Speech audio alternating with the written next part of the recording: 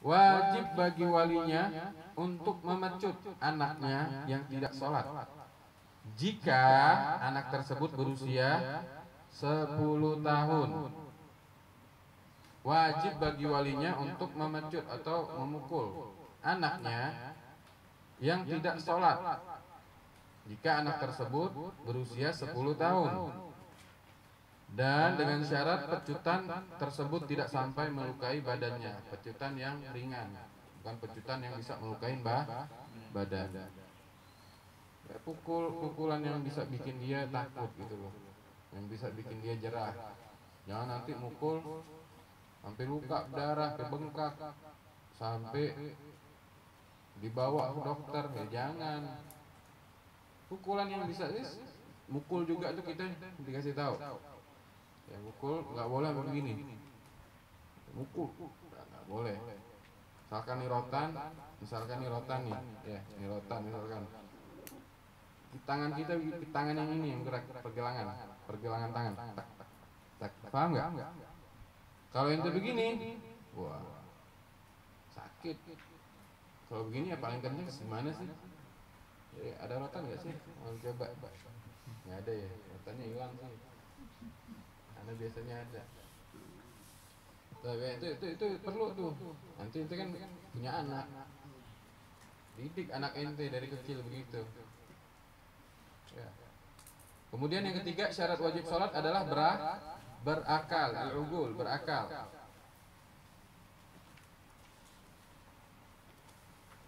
Ya, tidak wajib menunaikan sholat bagi orang yang gila. Orang gila gimana? Nggak wajib. Begitupun juga orang mabuk dan pingsan. Dan juga tidak wajib bagi mereka untuk mengkodoknya jika telah sembuh. Akan tetapi, catat nih, hukumnya adalah sunnah.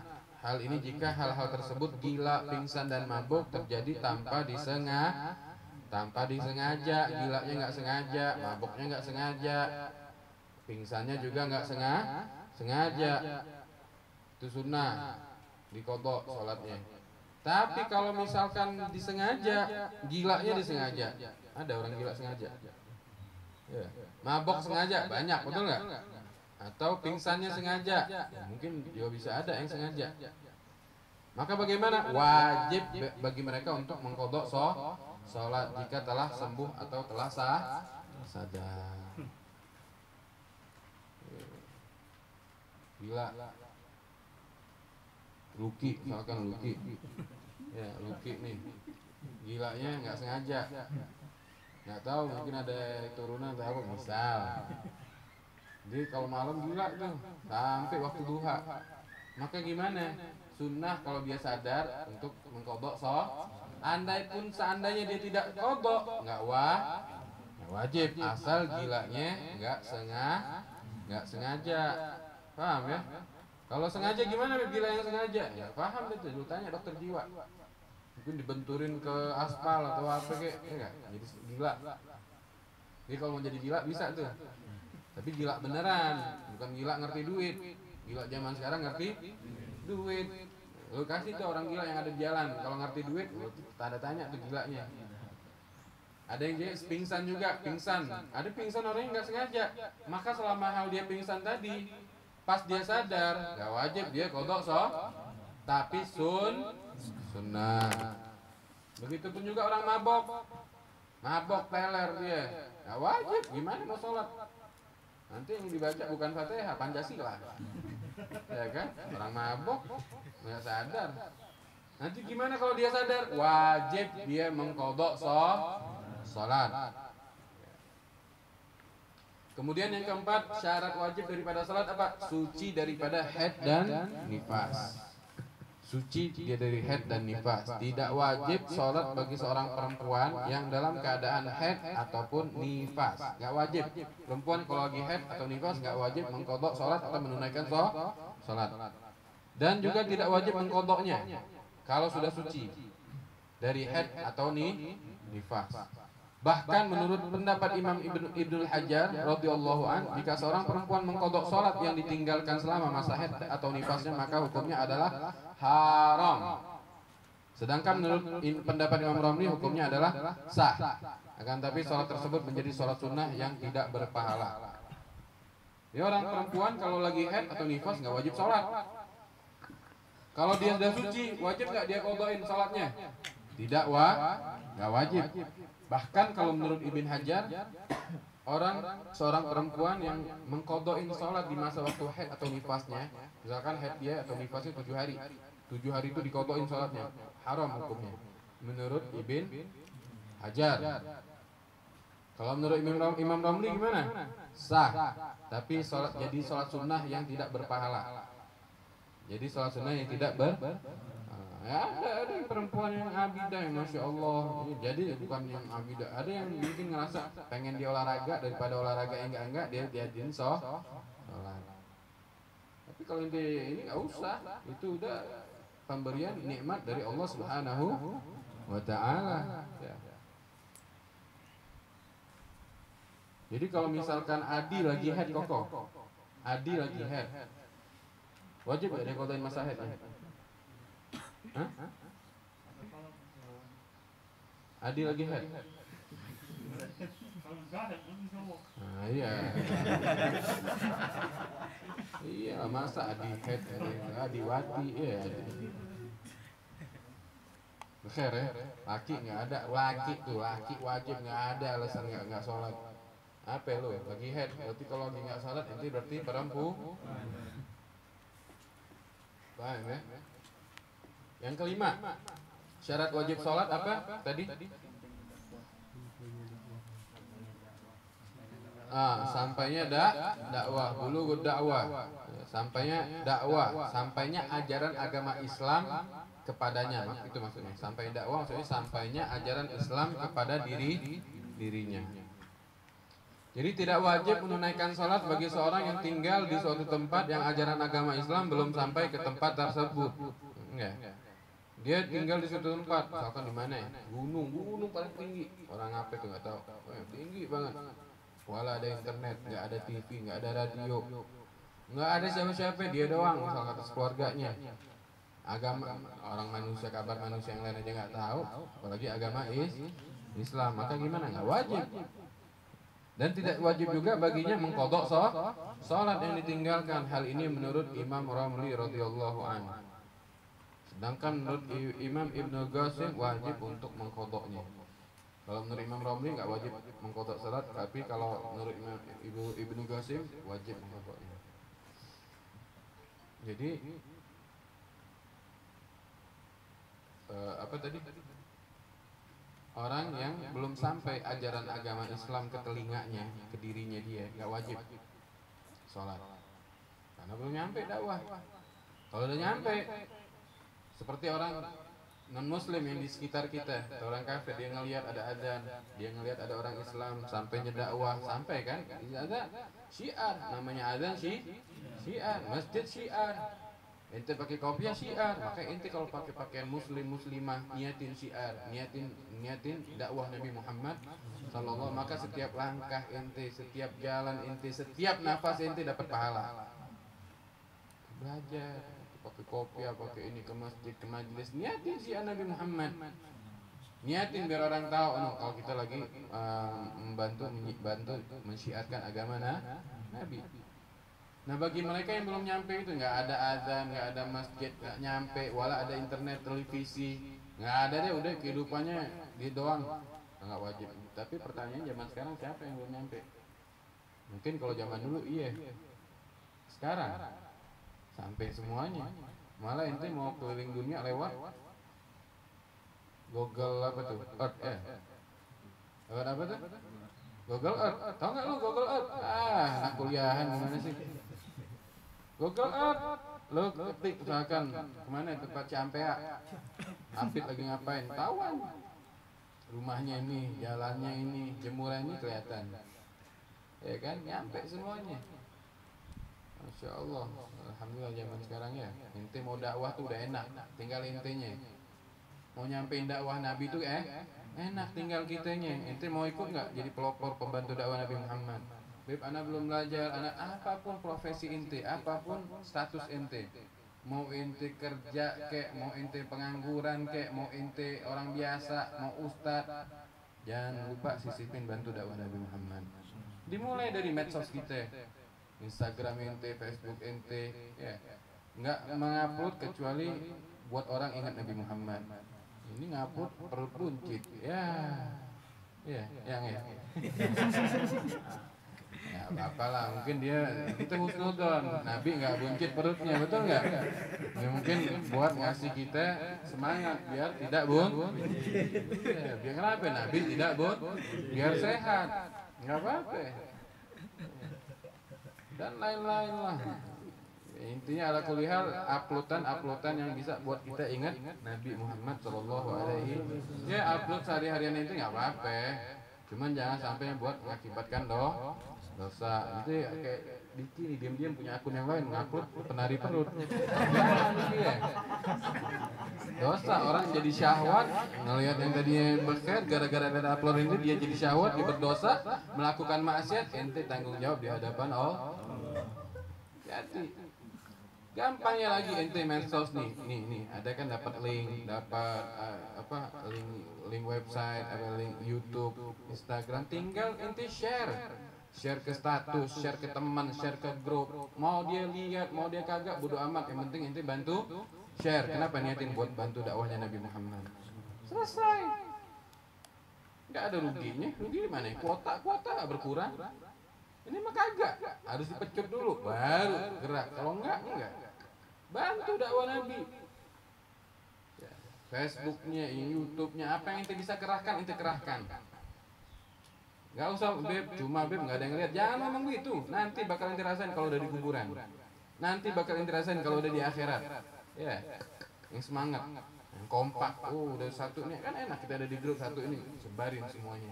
Walaupun kita nggak hadir, ente dapat pahalanya. Ad-dallu 'alal khair kafa'ili, kata Nabi. Orang yang menunjukkan kebaikan seperti orang yang mengerjakannya. Walaupun ente nggak mengerjakannya, ente cuma nunjukin. Oh di sini ada majelis hari ini jam sekian. Oh nyebarin ceramahnya, gara-gara sebaran ceramah ente, ya. Orang lain walaupun yang ceramah orang lain, dia tobat, dia dengerin, dia berubah, insaf, ente dapat pahala, jariah pahalanya. Sampai dia jadi ustadz, sampai dia jadi guru, punya murid, gara-gara apa? Sebab ente. Jadi remehin amalan kecil kayak gini. Ya. Dulu sahabat kalau punya website, lebih hebat lagi. Orang dulu nggak ada website, nggak ada apa nyampe ke kita, gara-gara semangatnya mereka luar biasa. Ngikutin Nabi Muhammad. Nabi itu dakwah sampai ibaratnya orang ngap-ngapan nih. Kalau orang tenggelam ngap-ngapan gimana sih? Itu capeknya Nabi Muhammad. Nggak ada kata capek, nggak ada kata nyerah, terus. Ya. Begitupun juga ente yang kerja niatin dapat fulus buat dakwah Nabi Muhammad. Yang Pak Lurah tadi, ya si Asep nih, enggak? Lurah nggak jadi, ya nggak? Lurah gagal. Walaupun gagal jadi lurah, tetap jangan patah semangat untuk menegakkan dakwahnya Nabi Muhammad Sallallahu Alaihi. Jangan jadi lurah nanti banyak ngambil korupsinya, jangan. Ya, tanggung jawab nanti hisab di hadapan Allah Subhanahu. Ya, share salimna insyaallah selamatin semua. Yang terakhir apa? Syarat wajibnya sholat apa? Selamatnya panca indra, yaitu maksudnya dapat melihat dan mendengar normal ke ente, bisa ngelihat, bisa mendengar, wajib. Jadi dalam arti tidak wajib sholat bagi seorang yang dari lahir dia udah buta dan tuli. Dari lahir nih dia buta sama tuli. Pas lahir buta, tuli. Maka meskipun dia dapat berbicara, begitu juga buta dan tuli tersebut, sebelum memayyiz, jika di kemudian hari kembali normal penglihatan dan pendengarannya, maka hukumnya adalah tidak wajib bagi untuk mengqadha sholat yang ditinggalkan. Mudah-mudahan selamat semuanya, normal semuanya, ya anak-anak kita normal semuanya insyaallah. Kalau seandainya dia diberi cobaan buta dan tuli, walaupun dia bisa berbicara dari kecil, dari lahir, maka bagaimana ketika nanti kalau dia udah besar, matanya bisa ngelihat, misal kuasa Allah, atau telinganya dia bisa dengar. Pas bisanya umur 20, maka sisa umur sebelumnya dia tadi yang dia nggak wajib sholat, nggak wajib dia mengqadhain sholat. Paham ya? Jadi orang yang nggak bisa ngelihat, nggak bisa dengar, ya nggak wajib sholat. Ini nggak bisa bully dia. Walaupun dia bisa ngomong, maka kita pernah lihat tuh ada orang ngomong tapi dia peka sama buta. Maka bagaimana? Nggak wajib dia sholat, dia nggak bisa dengar adzan. Sholat dengar, melihat juga nggak bisa. Ya. Udah min ahlil khair, insyaallah itu orang surga ya. Itu jangan remehin, ada orang buta. Jangan diteremehin, mata dia nggak pernah maksiat. Mata kita yang suka maksiat sekali timbang. Gara-gara mata doang mungkin kita bisa masuk neraka. Hati-hati. Orang yang tuli, orang yang ada kekurangan tuh jangan diteremehin. Mereka mempunyai kedudukan yang tinggi di sisi Allah Subhanahu wa taala. Kita minta normal semuanya, sehat walafiat, zahir wal afiyah insyaallah ya. Insyaallah. Sekarang jam berapa? 5:30. Lanjut ya. Sekarang kita lanjut syarat sahnya sholat. Kalau tadi syarat wajibnya sholat ada berapa tuh kalau syarat wajib?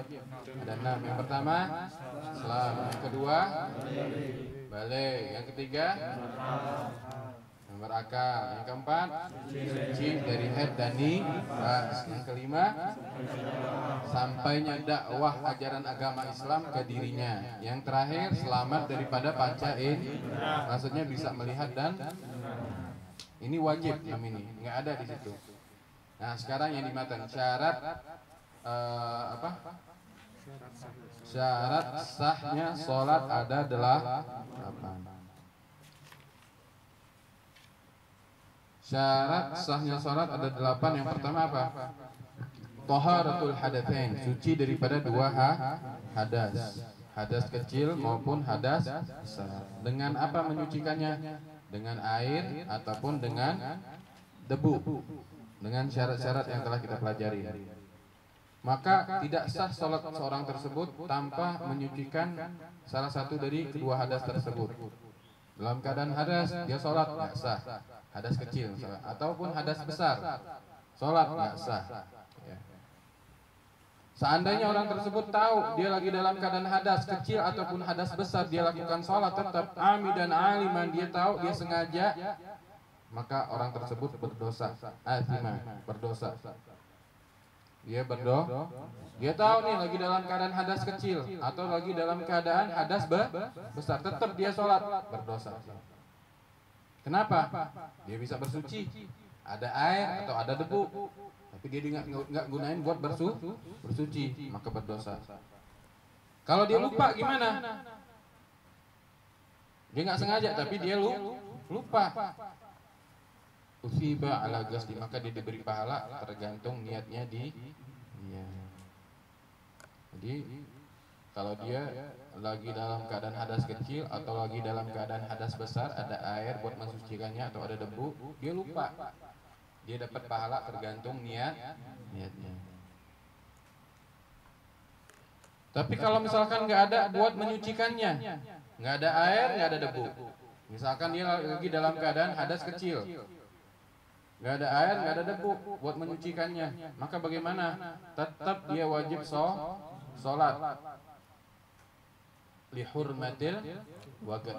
Sholat lihurmatil waqt. Itu sholat lihurmatil waqt, menghormati waktu tersebut. Tapi nanti sholat yang lihurmatil waqt tadi diulangin. Yu'id, sholat i'adah diulangi lagi. Kapan diulanginya? Ketika itu bisa bersuci. Ya. Ente misalkan biasanya kita ini ngalamin kayak gini ketika kita musafir. Pas lagi nggak bawa baju yang kita pakai kena najis, terus kita cari pakaian penggantinya nggak dapat, maka bagaimana? Itu cari lagi, air nggak ada, debu juga nggak ada, maka itu sholat lihurmatil waqt. Tapi nanti sholat tersebut inti ulangin, qadha. Paham ya? Nggak ada kata-kata untuk boleh meninggalkan sholat, tetap wajib menjalankan sholat. Yang kedua, ini hadas ya. Hadas tahu kan? Hadas kecil tahu kan? Apa hadas kecil? Hadas kecil apa? Sesuatu yang mewajibkan dia untuk kencing. Ya, apa aja yang mewajibkan wudu? Hadas besar apa? Yang mewajibkan mandi Yang mewajibkan wudu ada berapa? Yang mewajibkan mandi besar ada berapa? Ada Ada berapa? Ayo. 3. Hah? 3. Apa aja? Keluarnya air mani dari. Nah, ini inti mutola'ah lagi. Yang mewajibkan mandi wajib adaan. Nah, di mutola'ah di inti. Ya Allah, diulang-ulang. Ini keseharian ente. Yang mewajibkan wudhu ada 4. yang membatalkan wudhu itu. Yang membatalkan wudhu sama, nggak apa-apa. Yang membatalkan wudhu ada 4. Kalau yang mewajibkan mandi ada 6. Itu diulang-ulang dibaca. Itu karena apa? Bersangkutan dengan keseharian kita. Kalau ente abaikan, sayang, ini ilmu syariat Nabi loh. Nabi nggak mewarisi dinar wala dirham. Yang diwarisi Nabi yang ente pelajarin nih sekarang. Kalau ente cinta sama Nabi, nih yang ahlul maulid, suka baca maulid Nabi Muhammad. Ya Rabbi sholli ala Nabi salam. Cuma kalau ente nggak murojaah, apalagi nggak belajar, nggak murojaah, nggak diulangin pelajarannya, diabaikan begitu saja, sama aja ente dikasih sama Nabi oleh-oleh, tapi ente abaikan oleh-oleh lagi. Kecewa nggak kira-kira? Kecewa. Ente dikasih kado, ente atau ente ngasih kado sama orang, kado tadi nggak dibuka, wala dia perhatiin, wala dipakai. Kecewa. Begitu juga Nabi. Ente udah belajar syariat Nabi, dapat kado sama Nabi, tapi ente abaikan kadonya Nabi Muhammad. Nabi ente kecewa. Jangan ya, diulangin. Makanya biar ente ingat, habis belajar diulang-ulang. Sebelum belajar apa yang bakal dipelajarin dibaca. Pulang dibaca lagi. Bahkan kalau ente jadiin wirid agak afdal. Ampe ente hafalin, lebih baik lagi apa? Ente amalin. Biar melekat. Yang kedua, syarat sah daripada sholat apa? At-taharatu 'anil najasah fit thawbi wal badani wal makan. Ini udah sejam ya kita ya? Ya udah 3:30 tadi ya. Ya nanti insyaallah Ahad depan. Syarat sahnya nanti Ahad depan insyaallah. Sekarang buka anakku investasi akhirat.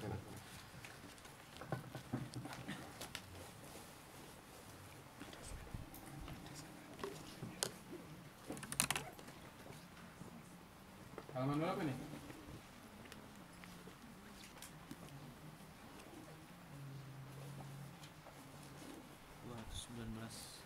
Hah? 219.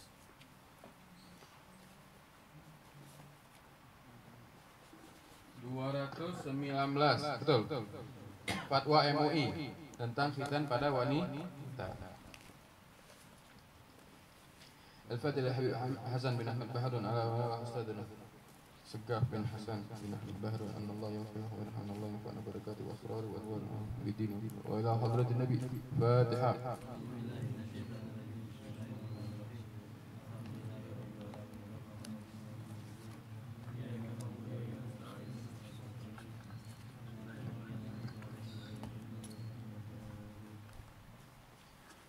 Majelis Ulama Indonesia MUI telah mengeluarkan fatwa tentang masalah khitan wanita yang terdapat dalam keputusan Fatwa Majelis Ulama Indonesia nomor 9A tahun 2008 tentang hukum pelarangan khitan terhadap wanita.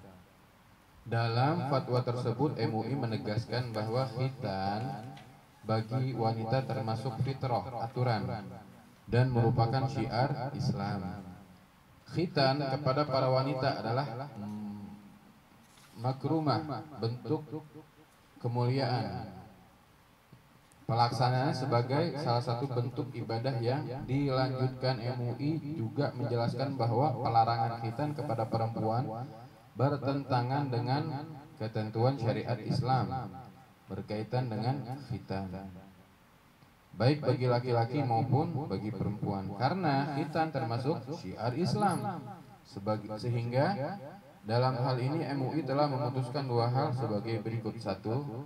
Khitan perempuan dilakukan cukup hanya menghilangkan selaput atau jaldah kulit ya, atau kulum yang menutupin klitoris. Jadi menghilangkan selaput atau jaldah atau kultum yang menutupin klitoris.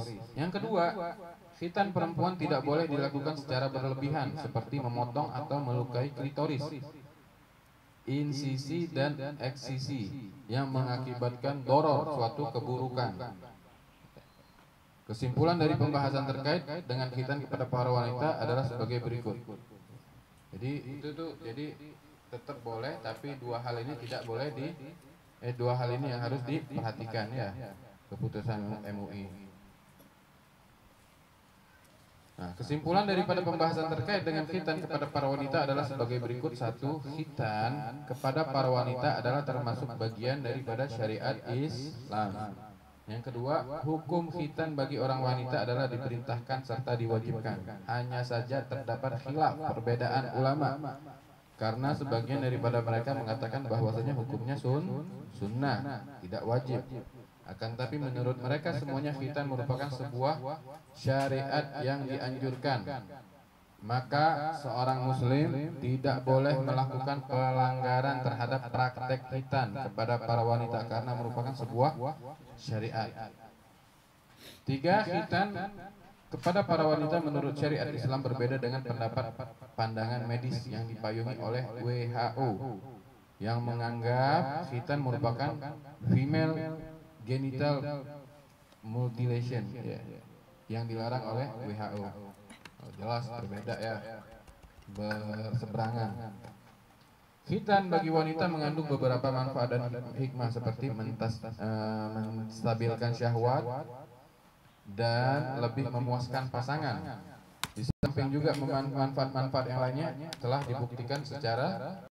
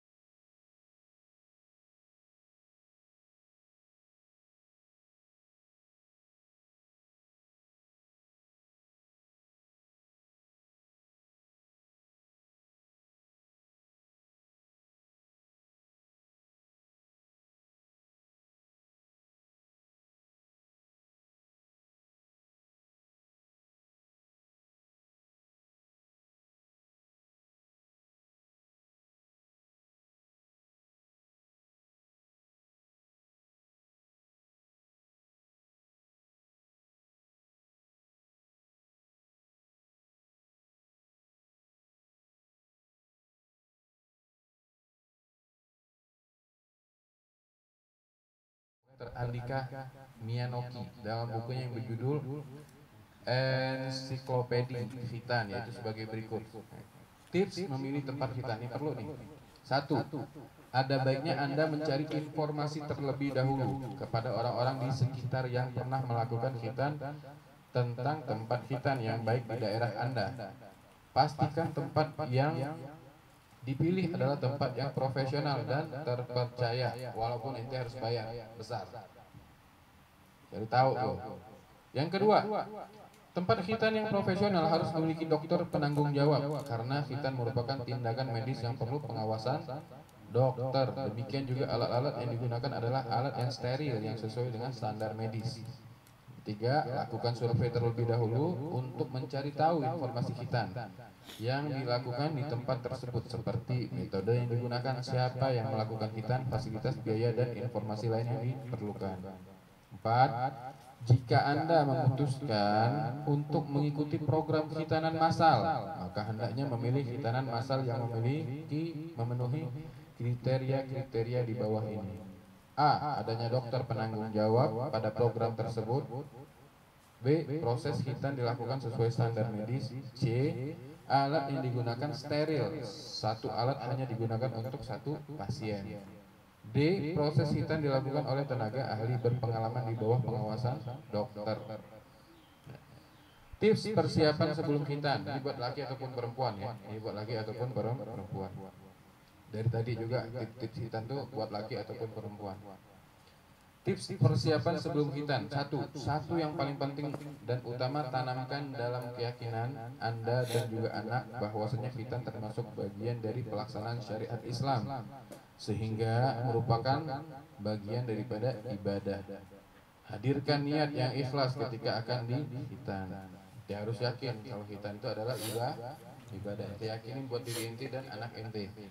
Yang kedua, pastikan bahwa anak tidak memiliki kelainan dan kondisi khusus seperti fimosis, apa nih nggak paham lah, parafimosis dan anak hiperaktif, hemofilia atau terlalu gemuk.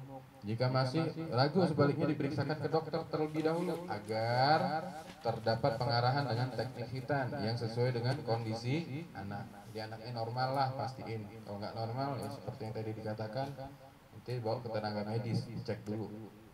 Yang ketiga, kondisikan fisik anak tersebut benar-benar fit, sehat. Jika sedang sakit, sebaiknya khitan ditunda dulu.